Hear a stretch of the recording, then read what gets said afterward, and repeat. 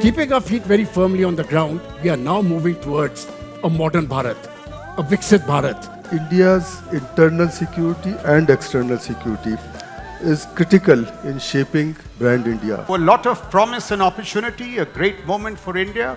Equally, we need some very deft, astute, imaginative statecraft to secure Amrit Kal. It's a world disorder today. Institutions have broken down, and we are really looking, if not at a restructuring, disruption of these institutions. This is where India has a role along with other middle powers. If we are going to rise, other people are going to try to suppress us. Nobody wants a competitor.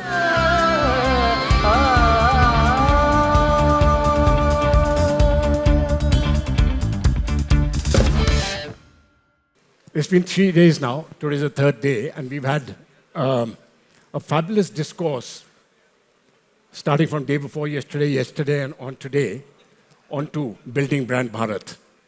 And now in this concluding session, we'll be looking at certain challenges.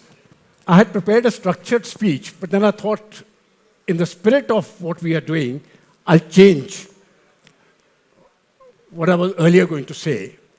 And I will confine myself to 2 thoughts before I give it over to our very distinguished speakers. One, if you went back 10 years, just 10 years, 2014, and you took a group of 100 universities and took 100 students at random from each university and asked them, what is the meaning of the word, or have you heard of the phrase from the Maha Upanishad, Vasudev Kutumbakam? And it would be surprising if we got just a handful of people who knew what the phrase meant.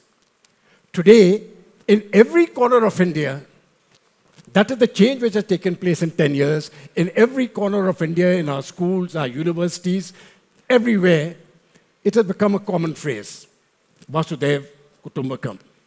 It has become something which we use in our everyday life.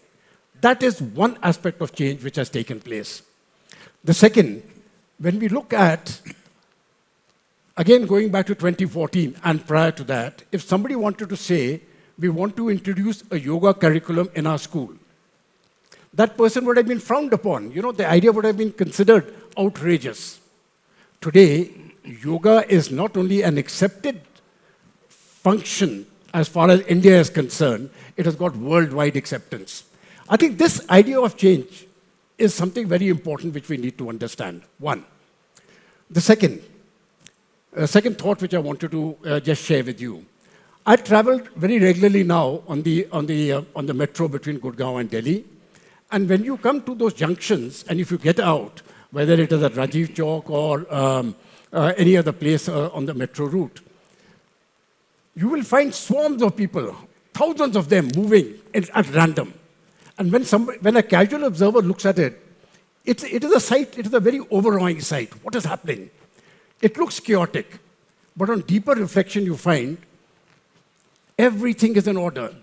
Those thousands of people who are moving within a period of 5 minutes would have got through a security barrier, they would have got through a security check, they would have been through a metal detector, they would have got their ticket electronically examined, they would have boarded their train, and they would be on their journey.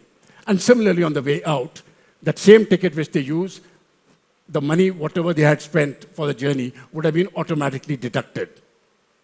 This is the digital Bharat, the Viksit Bharat.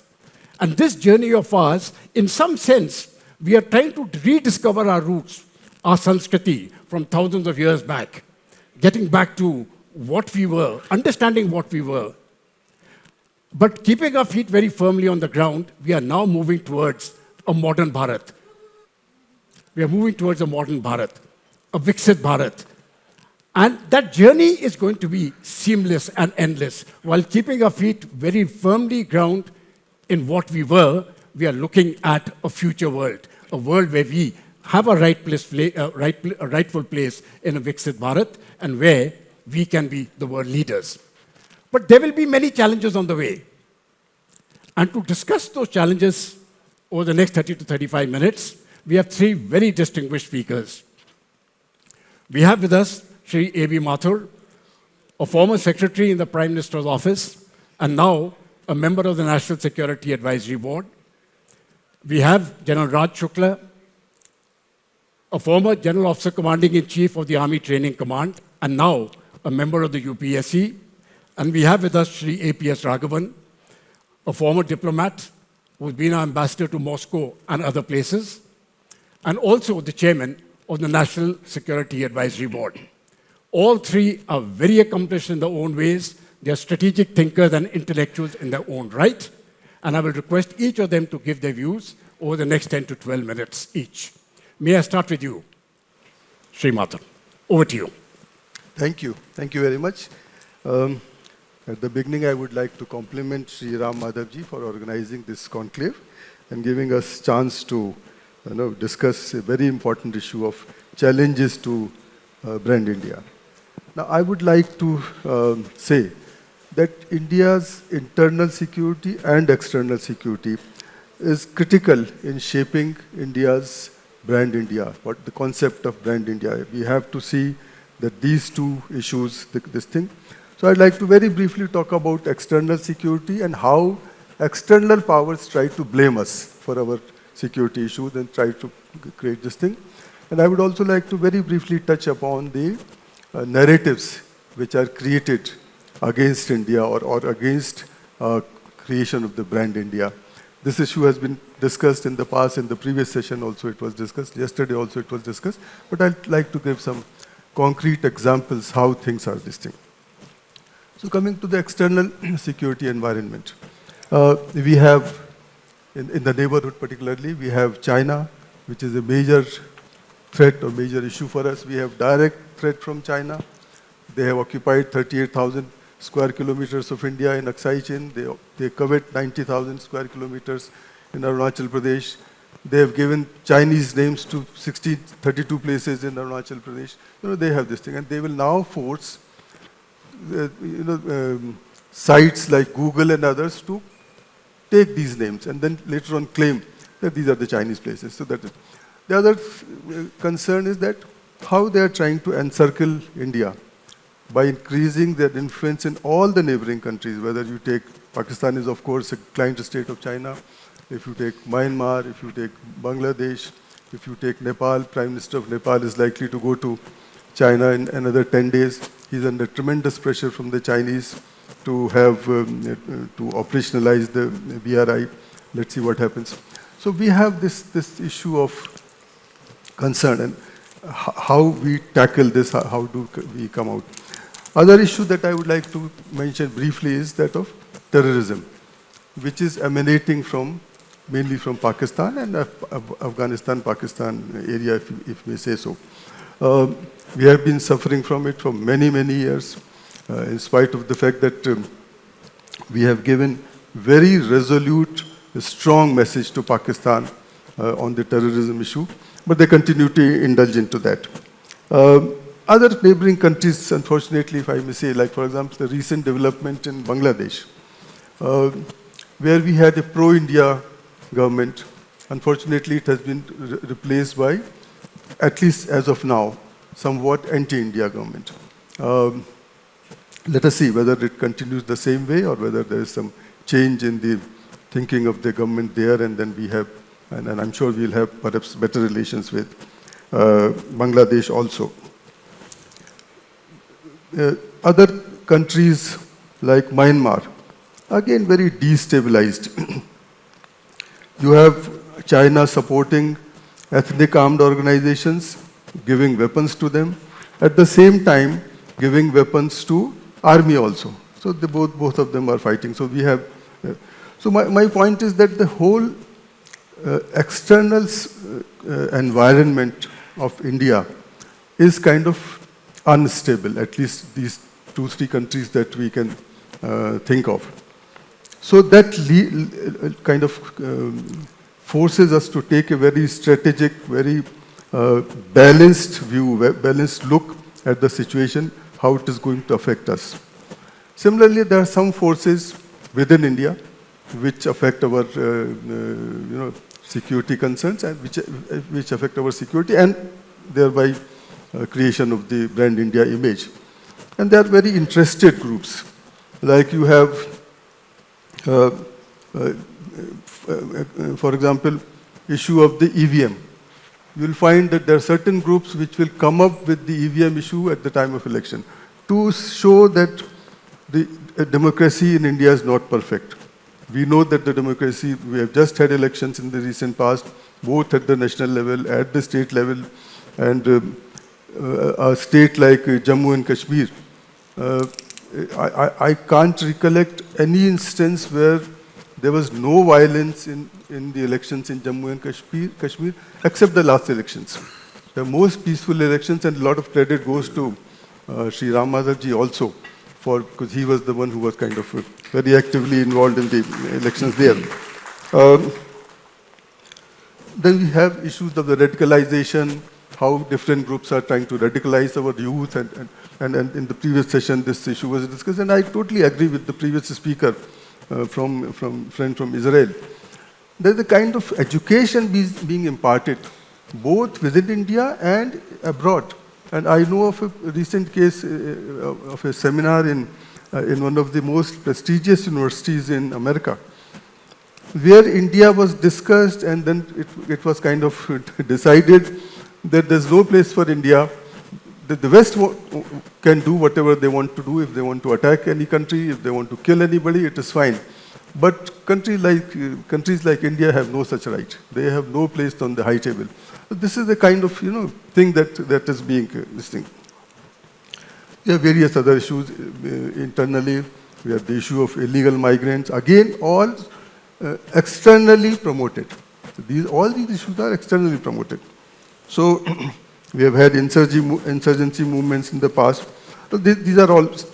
What I would like to highlight is the creation of narratives. That is what is perhaps very important.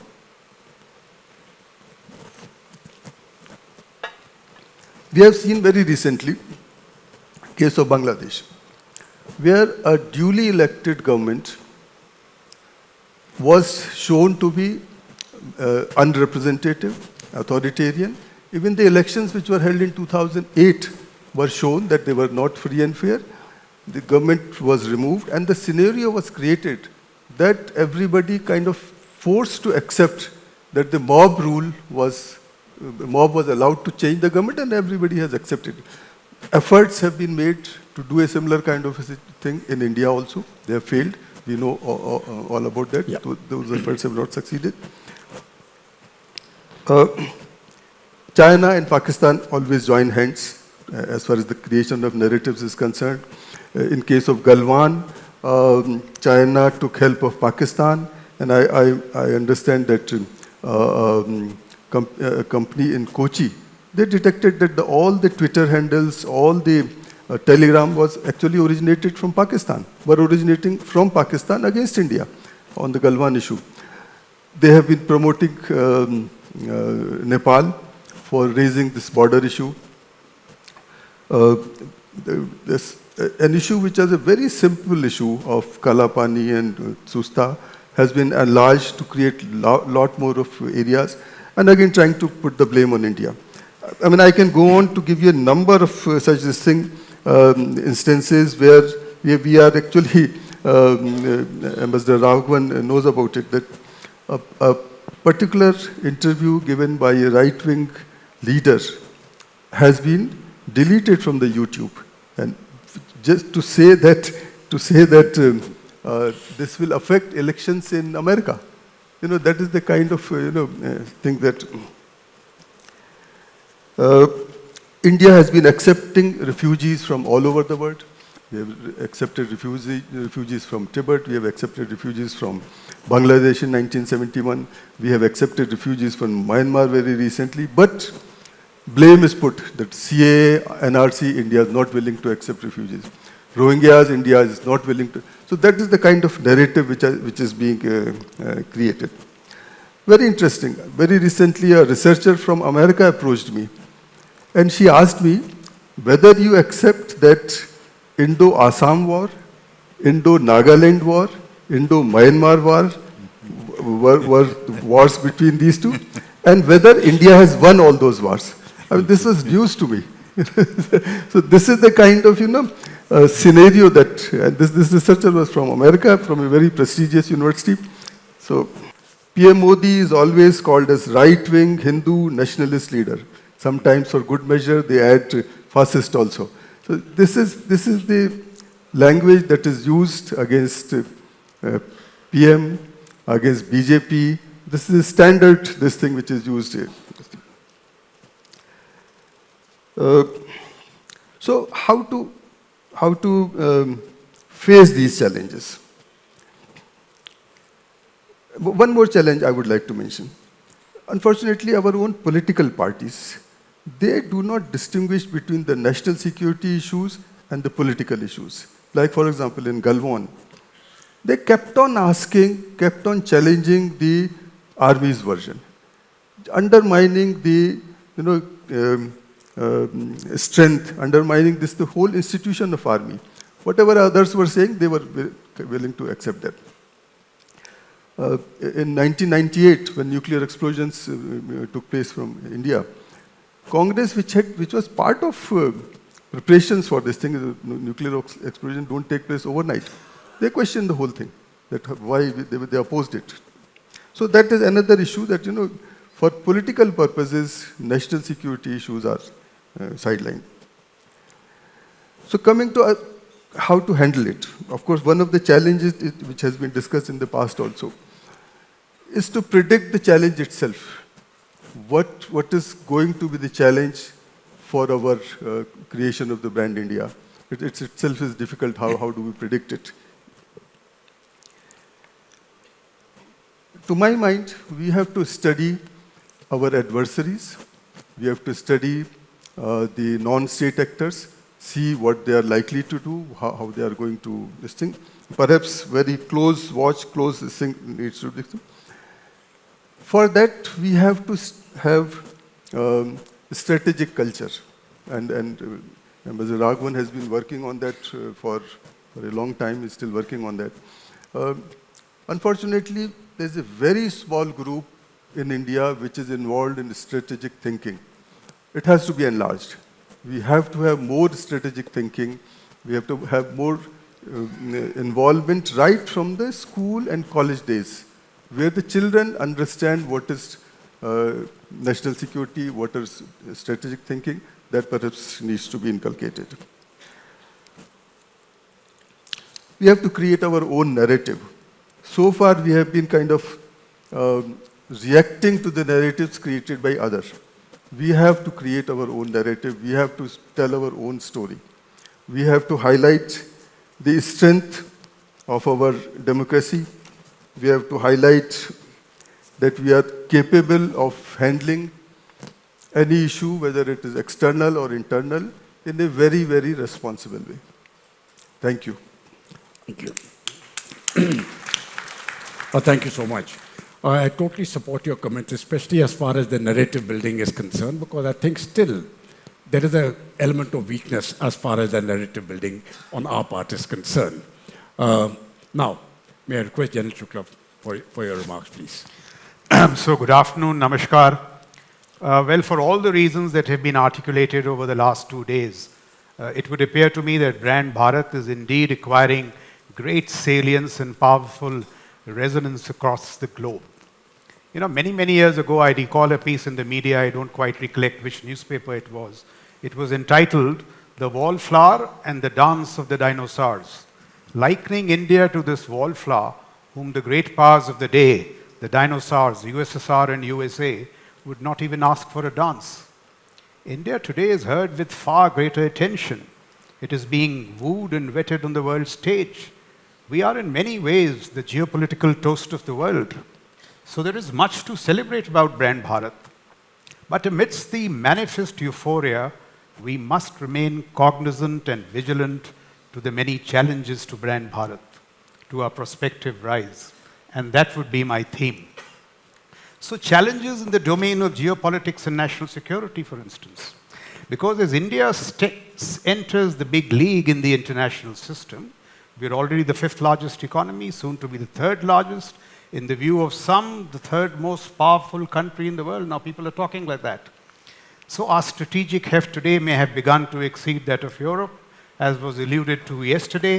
So in this big league, in the interplay between a declining hegemon USA, it is still a great power, a powerful brand, declining nevertheless, a rising challenger India and a very serious and sophisticated challenger, and the aspiring Vishwabandhu India.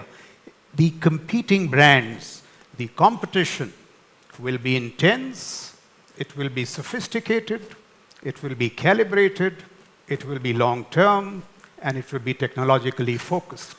So the challenges are increasing and growing as Brand Bharat becomes resonant and powerful. And if we don't play our cards well, much that we are doing is good, we can discuss that, but in terms of sophistication, if we don't play our cards well, the consequences could be brutal. Because geopolitics is extremely unforgiving of those that are disrespectful or negligent towards national security. It spares nobody, not even the mighty United States of America.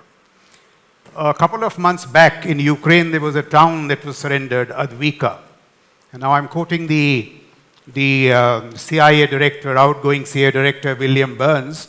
He said before they took the decision to surrender, I mean, the troops were there, the valor was there, the Ukrainians were prepared to fight, but they did an operational audit of 2 infantry brigades. One had 15 artillery rounds left, and the other had 44 mortar rounds left. We are talking of the mighty United States of America. American studies tell us that for a Taiwan contingency today, the Americans don't have 7 days of top-class precision missiles and munitions because they have neglected the military-industrial complex, they have neglected their statecraft. Kissinger had one piece of advice for his colleagues: never let Russia and China come together. It has been followed in the breach. So today you have CRIC, China, Russia, Iran, North Korea, challenging American military power, fragmenting it across theaters, posing very difficult choices before American statecraft. Do you fight in 3 theaters or you do win in 1? Which one? So the point that I wish to make is, in the Indian context, while Vasudhaiv Kutumbakam is a very great and noble idea, we must also pay heed to the very wise words of Swami Vivekananda, who said that the world is but a gymnasium where nations come to make themselves strong. So we need to reimagine our national security, the metrics of a hard power, in very smart, more productive, cost-effective and deliverable ways. And there is a whole lot here that needs to be done. So a lot of promise and opportunity, a great moment for India. Equally, we need some very deft, astute, imaginative statecraft to secure Amrit Kal. So what could we possibly do? In all humility, there are so many things, but let me just focus on 5 to 6 suggestions, and they are just suggestions that span the domains of geopolitics, statecraft, national security, and deterrence. And another theme of mine is invest in deterrence so that you don't have to war fight. It is not wise to war fight, provided we invest in deterrence now, and it is very much possible. And this is for our collective consideration.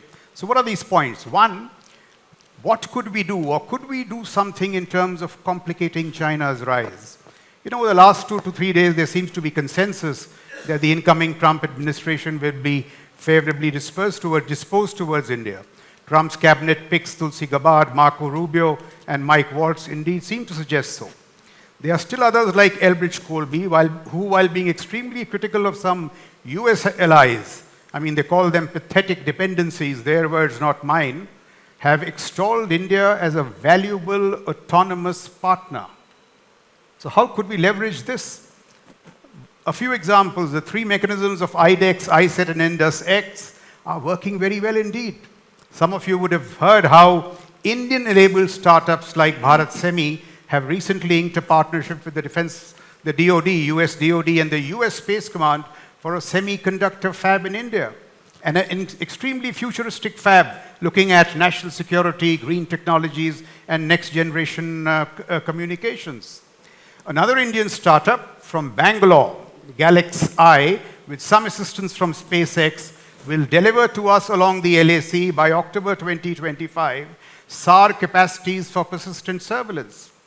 Now, if we had such persistent surveillance, perhaps Galwan might not have happened. So there is a whole lot of good which is happening under the US-India rubric. Could Quad become a green corridor to develop and share a wider range of deep strategic technologies? Things like AI, robotics, somebody was talking of quantum yesterday. So there was talk yesterday, about how decoupling the American economy from China. There was also talk about the military-industrial complex. Now, in the military-industrial complex, I'm told in the intermediate range of military goods and services, the USA is dependent on some 10,000 Chinese companies. So could at least 100 of these companies be Indian?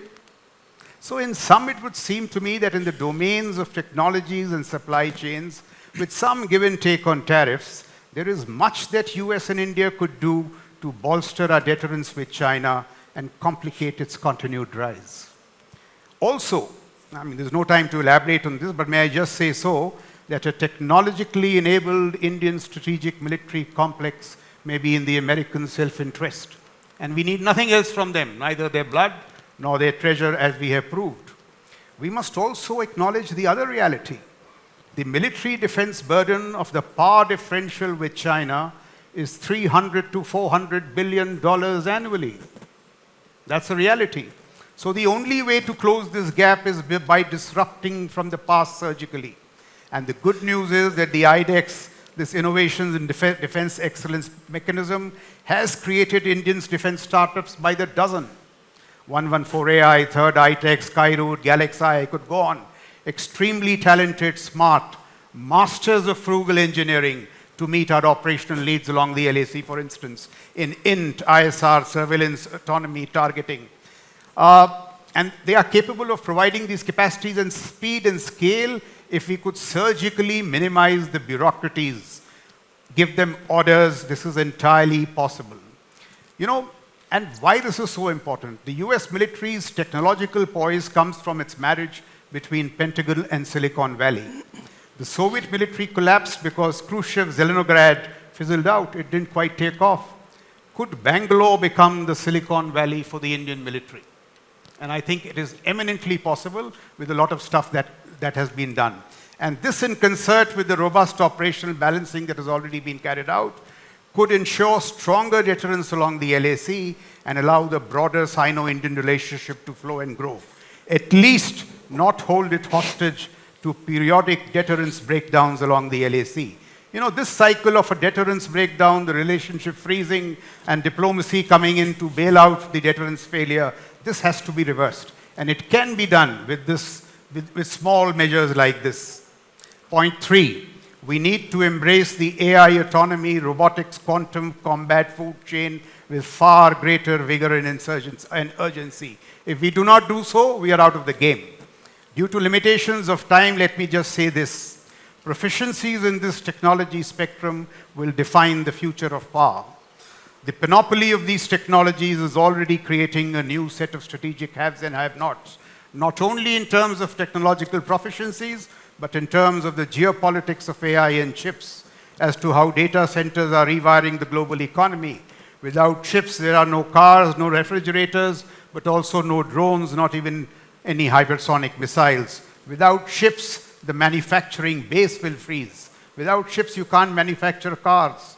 Every domain, from intelligence to surveillance to targeting to logistics, war fighting and deterrence, depends on AI and chips.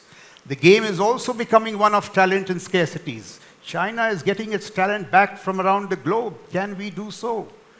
Can we do something to retain talent? We'll have to focus on both these issues.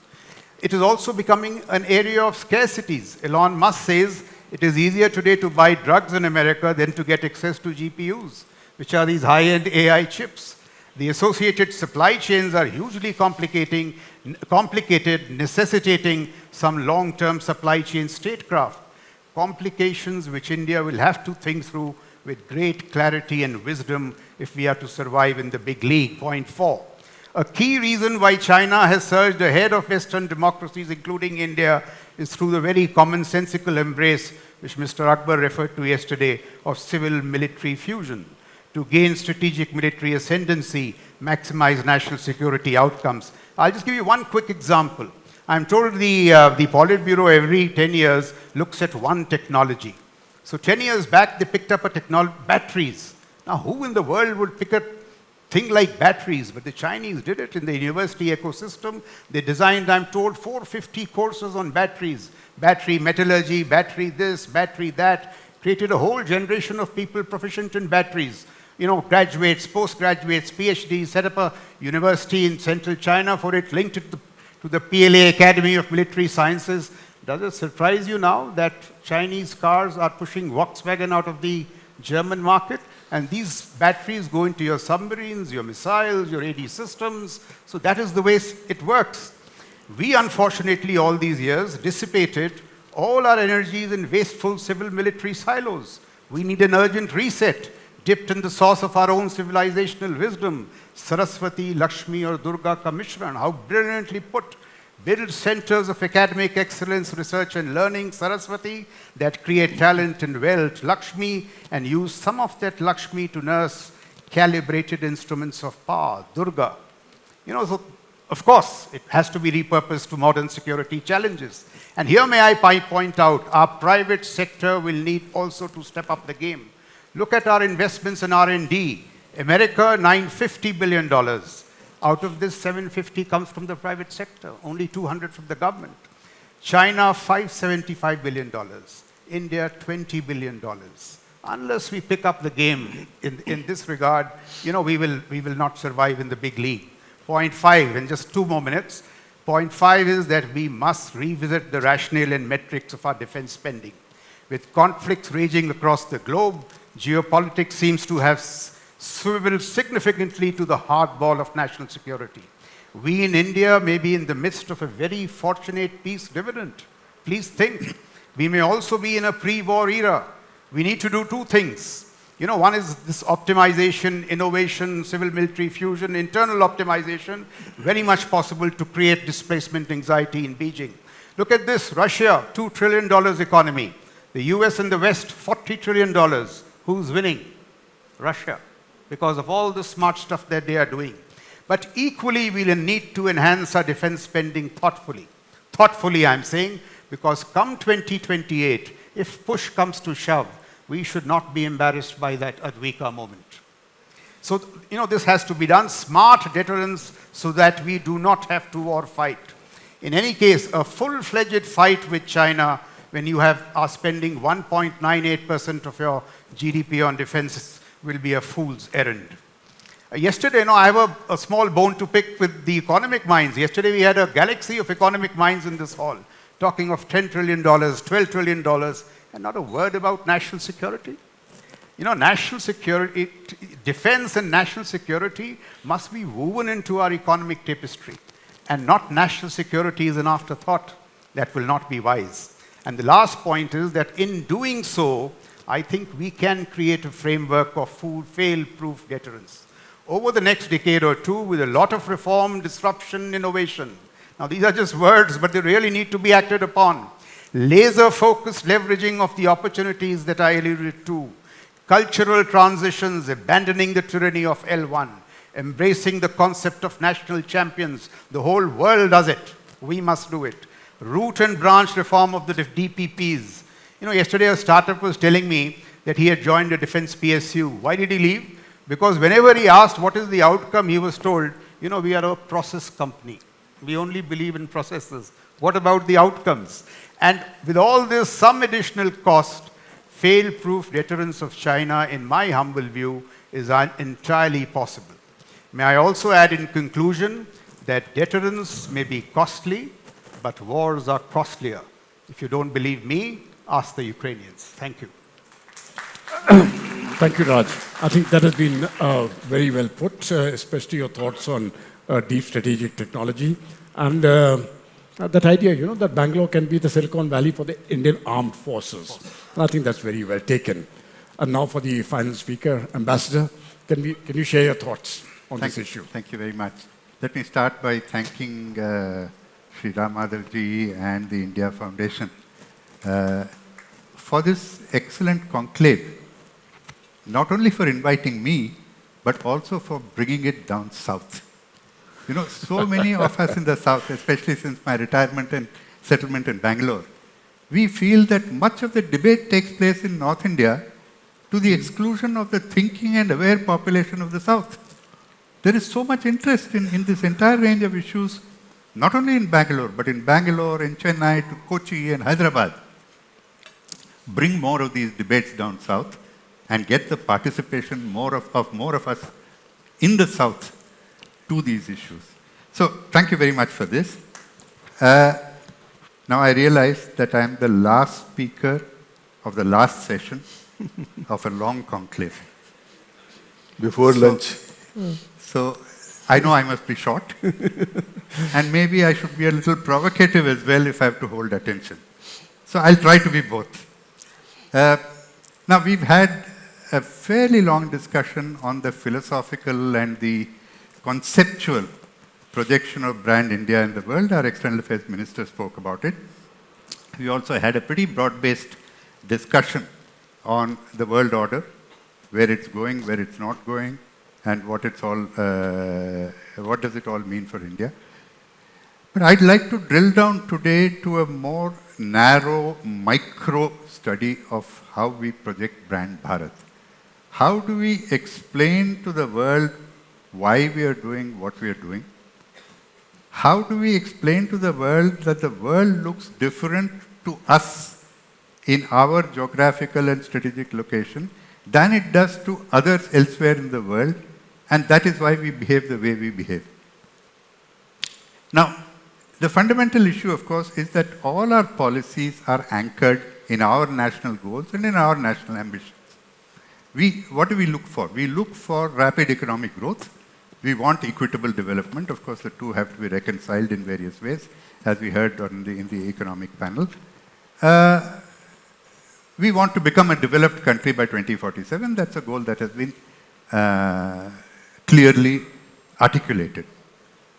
So the point that we need to recognize, project, is that all our actions are in pursuit of these fundamental national goals and ambitions. Our behavior and our international actions flow from this fundamental national ambition. And I think criticism of what we do, questioning of what we do in many cases, arises from an inability or unwillingness to understand this basic reality. And I'm afraid that inability or unwillingness extends also to many elements within our own country, within our media, within our academia, and of course abroad. So projecting this is an important part of projecting Brand India. Second, a lot of discussion took place yesterday about the world order. But much of it eventually was about the world order post the World War. Now that is a Western analytical framework. The Western world made the global order after World War II. And they want to cling to an analytic framework which is not relevant today. Post the Cold War, the strategic geography of various regions of the world has changed dramatically. There has been the rise of a number of middle powers, for want of a better expression, across continents, whose technological growth, economic strength, military power, and regional influence makes them feel that they should have a role in shaping the world order, or at least in participating in the shaping of a rules-based order. Now, what is a rules-based order? Post-World War II, the rules-based order was in fact what used to be called international law. The United Nations and its agencies, and a whole lot of the Bretton Woods institutions, of course, and later on the WTO joined it, and a whole lot of other institutions which basically maintain some modicum of political, economic, and technological order in the world. Now, those have broken down. In yesterday's discussion, I think our colleague from Sri Lanka talked about it. It's a world disorder today. Institutions have broken down, and we are really looking, if not at a restructuring, disruption of these institutions. This is where India has a role along with other middle powers. And again, this is something that has not been adequately recognized, and if it is not adequately recognized, we are not able to project what we are doing and why we are doing it. And if you want an example of this, look what happened recently. There was this procession of countries that went to Kazan, where a BRICS summit was being held. And it was an extraordinary mix of countries. You had Turkey, you had UAE, you had Indonesia, from different parts of the world, flocking to Russia. What were they trying to do? They were trying, in fact, to show their strategic autonomy in a world where they also want to have their own say. They didn't want to, they were hedging against a future US-China confrontation. Basically, this is what led them to do it, not love of Vladimir Putin or a sudden recognition of the strategic importance of the BRICS summit. So these are the movements that are taking place in the world. Third, we have a very strong, multifaceted cooperation with the United States. Then Shukla also mentioned various aspects of it. And we have shared interests in the Indian Ocean and the Indo-Pacific. But meanwhile, sufficient attention is not given to our economic and security interests on our northern continental flank. You know, you have that huge area there. After all, our confrontation with China in 2020 was on the continental flank. And then you have this huge area of Central Asia, which we lose track of because Pakistan has occupied a part of Kashmir. But beyond that, a sliver of land from Afghanistan, and then you're into Central Asia. And after the Americans vacated Afghanistan, that area has become the hotbed of interaction of multiple interests. I mean, you have, of course, Russia and China, which have had a condominium over this region. But then today you also have Iran, you have Afghanistan, you have Pakistan, and you go beyond that, you have Turkey. Now, we need to protect our security interests there because they can easily, security problems there can flow back into India. We also have economic interests there. That's a region very rich in natural resources, which we would like to avail of. And going further north, you have Russia. We've had an old relationship with Russia that's been spoken about ad nauseum. We have advantages today in our dealings with Russia. The External Affairs Minister talked about food, fuel, fertilizer, which we're getting. And if you think back to our national goals and ambitions, what is it? If you want to protect your economic growth and if you want to stay on the course to become a developed country, you cannot pass up opportunities of helping these economic interests just for, I might say, the luxury of criticizing Putin for his invasion into Ukraine. I think we need to be laser focused on what our interests are. And here again, I don't think we've been able to explain to the world why we are doing what we are doing. It's important that we have to be in the Central Asian region. Now, you go to the next step. How do you reach the Central Asian region? You can't go through Pakistan, you can't go through Afghanistan. Hence, Iran. Another point of confrontation or difference of opinion with our Western friends. We need Iran to reach Afghanistan. We need Iran to reach Central Asia. Because that is the only way that you can access the region and be present there. So, it's not some kind of an obtuse imagination of India that leads us to do what we're doing. And this is, again, it's a matter of explaining this to the world. And also the point that by doing all that we are doing, we are not actually stepping on the interests of our Western partners. We have been very careful not to contradict the interests of our Western partners. We can discuss it more in greater detail in the discussions later if there is time. Now come to the United States. The United States is the most consequential strategic partner of India. It has been so at least for 2 decades now. There's no doubt about that. And I have been intimately involved in our relations with the United States. From the year 2000, I was in the Prime Minister's office, the last part of the Clinton administration and the Bush administration. We laid the foundations for the strategic partnership that is now flourishing in so many different ways. The relationship has to be asymmetric. It is asymmetric. We are weaker, they are stronger. There's no doubt about it. There's no doubt about the fact that we need the United States much more than the United States needs us, in spite of the fact that they have political and economic interests in us, and we have security, political and economic relations with them. But we are doing ourselves and Brand Bharat no favors by quietly accepting all the brickbats being thrown to us by the Biden administration, and we've been doing that regularly in the last 2 years. Yesterday, Walter Mead mentioned the United States State Department having a congressional requirement to publish human rights, I think it was religious freedoms violations. Yes, it's a statutory requirement. They cover 150 countries in that.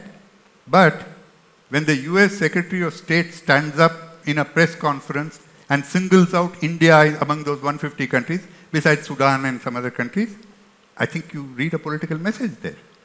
Even more egregious than that, on the day our Prime Minister lands in the United States, the White House, the National Security Council of the United States, invites a group of pro-Khalistani organizations and tells them publicly that the United States will protect you against transnational repression. So, you know, it's like you are being kicked in the teeth. Well, you know, in a different setting, I would use a different part of the anatomy to describe it. But you are being kicked in the teeth and patted on the head at the same time, and you are being asked to suffer the first and to appreciate the latter. I don't think we should accept that. Now again, none of this is a statement against the United States. It's a statement against the administration that runs it today. And I think we should be strong enough, we are strong enough to be able to tell the administration that we cannot take this kind of humiliation. Of course, what they do about Khalistan also and the various court proceedings which we have heard of, it's been very badly handled. It actually reminds you of the lawfare that President Trump has been accusing the Biden administration of doing. But I think we need to be a little bit more careful of our own image in the world, and not be afraid to actually call out actions of even our strongest and most important strategic partner in what they do. As I said, I mean, this is basically the Biden administration. I mean, I've worked with the United States, I've worked with the Bush administration, and later on had opportunity to work with the Obama administration and also the first Trump administration. We didn't have these problems with the Bush administration. We didn't have these problems with the first Trump administration. I think there is a message in it there. Our Israeli colleague who spoke last, I just heard snippets of what he said. He talked about a woke agenda having taken hold of, I think he said some parts of the United States.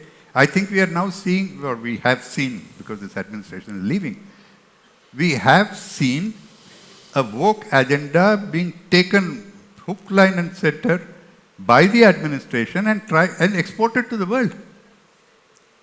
And that is something that doesn't suit us, it doesn't suit our thinking. And certainly India Foundation is not inclined to accept that philosophy. And last part only, Mr. Mathur mentioned this censorship which gets exported to India. It's not one, I know of 2 cases. Eminent Indian personalities who have been interviewed and which has been put up on YouTube. YouTube suppresses the viewership profile. It sends its algorithmic program, send it way down. You ask for it to be bumped up, you're willing to pay money, they say, sorry, we won't accept it. Why? Not because it contained hate speech or any criticism of the United States. It criticized certain woke characteristics which are not acceptable to India. Now, if you do not have a social media platform of your own, and you're dependent on a social media platform of other countries, then you will be subjected to censorship which will also muzzle you in the expression of your ideas around the world. I think we need to do something about this as well. Thank you. I'll stop here. Thank you. Right. Thank you so much, Ambassador. I think in a very short time you have expressed something which is very close to all our hearts, and you have brought it out so well. Now, we don't have any time for a Q&A session or for the interactive session. I'll close now with just 2 small remarks. One, it was stated, you know, economy and security go hand in hand, and that is true.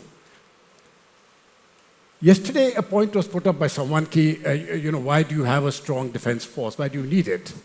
And that is the whole point, because when we grow economically, if we do not have the muscle to defend ourselves, somebody will come and take away your hard-earned earnings. And this is one of the lessons which I think we need to understand as to why India got enslaved for 1,000 years. Why did foreigners come to rule over the Sone ki Chidiya? We were economically strong, but we didn't have the muscle to protect ourselves. Let us never fall into that trap again. That, I think, is one of the lessons which should come up here.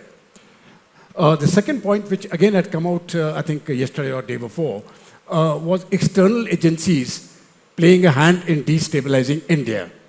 Now, there are two aspects to it. One, there is a denial, aisa nahi ho raha hai. And the second is a weeping, a whining, why is it happening? Let us understand it will happen. If we are going to rise, other people are going to try to suppress us. Nobody wants a competitor. So we understand it is happening. We should not live in denial. At the same time, we have to fight to ensure that they don't win and that our narrative and our forces win. With that, it remains for me to thank all three of you, very erudite speakers, one of the best intellectual minds of India, and thank you so much. May I request all of you to join me in giving them.